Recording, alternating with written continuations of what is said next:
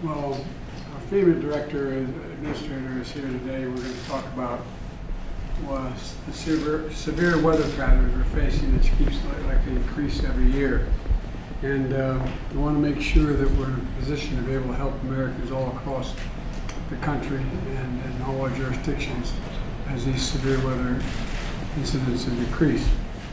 The last few days alone, we've seen droughts and wildfires in the west. We've seen tornadoes in Illinois, flooding to the south and the Mid-Atlantic. And extreme weather doesn't confine itself, as you all know, to state lines. These crises require proactive federal response. It's just not just the states responding. And I know that your team, Administrator, is going to be faced with a lot of challenges this year, more than most. And not that you're not used to it, but it's going to, this time it's the whole country. And we've already stepped up this year to help vaccinate the American people and respond to but now we have to respond to these brutal storms. More severe storms and fires extend into longer seasons throughout the year. And we're going to bring every resource to bear to be prepared, respond, and to help people recover. But it's a big job. And we're making sure FEMA and other frontline agencies have what they need to continue getting the job done.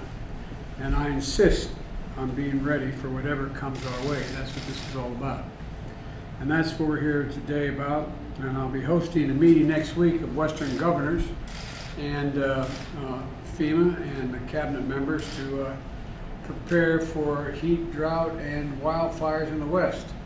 And so I want to thank everybody for being here today. And let me just say one other thing. You know, I was talking with my staff a moment ago in the office about wildfires. And you know, the thing I know a little bit about is the fire service. And there's an old expression: God made man, and then he made a few firefighters.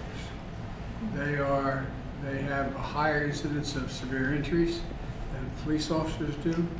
They are incredibly brave in what they do. They run to the fire. And I just realized, I didn't realize this, I have to admit, that federal firefighters get paid $13 an hour. That's going to end in my administration. That's a ridiculously low salary to pay a federal firefighter. Not that many federal firefighters, but and I know you use all the resources, including state and local firefighters. But at any rate, that's what we're going to talk about today. We're going to be brought up to date what we can expect this season. And many of you have covered what's already happened. The drought in the West is just astounding when you take a look at it.